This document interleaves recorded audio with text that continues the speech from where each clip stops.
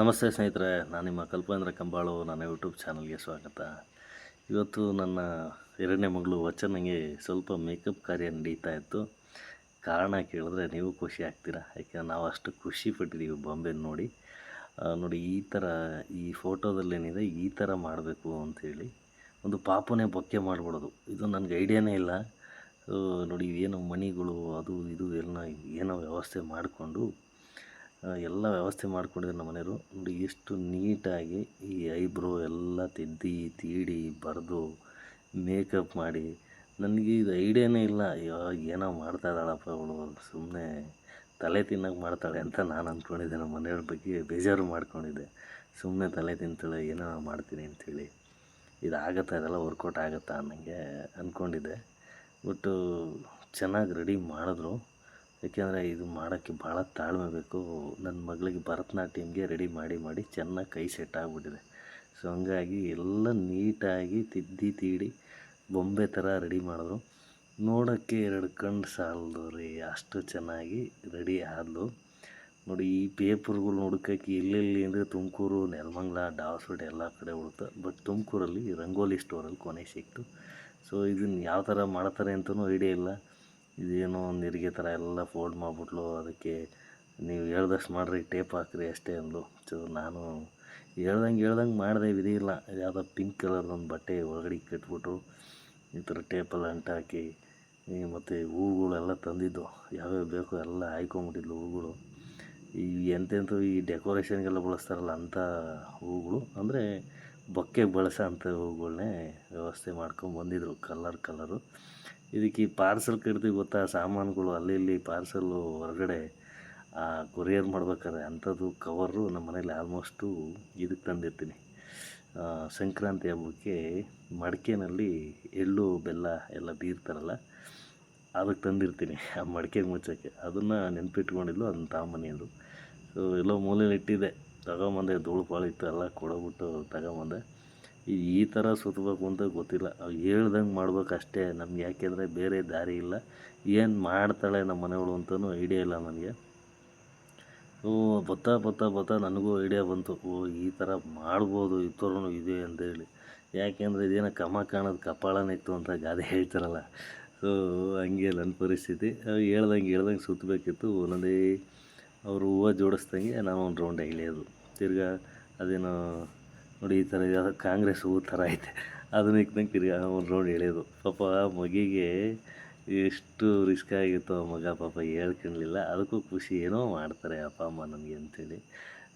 ಅಷ್ಟೇ ನೀಟಾಗಿ ಬಂತು. ಏನೋ ಗಿನ್ನು ಎಲ್ಲ ಹಾಕ್ಬಿಟ್ಟು, ಮತ್ತು ಈ ಕೆಳಗಡೆ ಕಟ್ಟೋದೈತಲ್ಲ, ಈ ಪೇಪರು ಎಲ್ಲ ಫೋಲ್ಡ್ ಮಾಡಿ ನೆರಿಗೆ ಮಾಡಿದ್ವಲ್ಲ, ಇದು ಕಟ್ಟೋದಾಗ ನನಗೆ ಐಡಿಯಾ ಇಲ್ಲ ಸ್ವಾಮಿ. ಈ ಥರ ಬರುತ್ತಿದ್ದು ಅಂತಲೇ ಗೊತ್ತಿಲ್ಲ.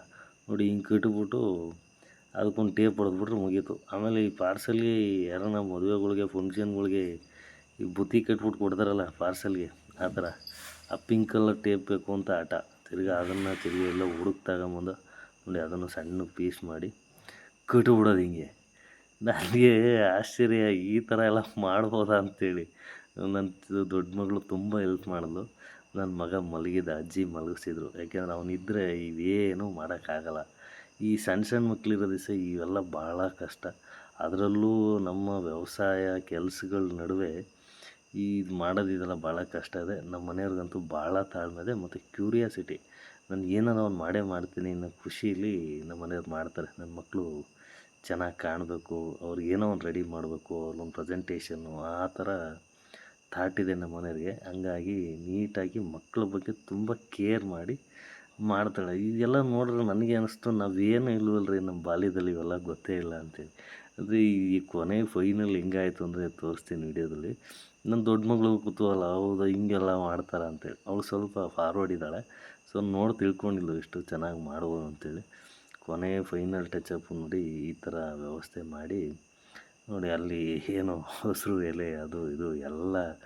ಈಗ ಏಕೆಂದರೆ ನೋಡಿದ್ರೆ ಒಂದು ಬೊಕ್ಕೆ ಥರನೇ. ಈ ಫಂಕ್ಷನ್ಗಳಿಗೆ ದೊಡ್ಡ ಫಂಕ್ಷನ್ಗಳು ಬೊಕ್ಕೆ ತೊಗೊಳಕ್ಕೆ ಕೊಡ್ತಾರಲ್ಲ ಅಫಿಷಿಯಲ್ಲು, ಆ ಥರ ನೋಡಿ ತಗೊಂಡೋಗಿ ಫೋಟೋ ಶೂಟ್ಗೆ ಅಂತ ಗಾಡೀಲಿ ಮುಂದೆ ಕರ್ಕೊಂಡೋಗಿ ನಿಲ್ಲಿಸ್ದೆ.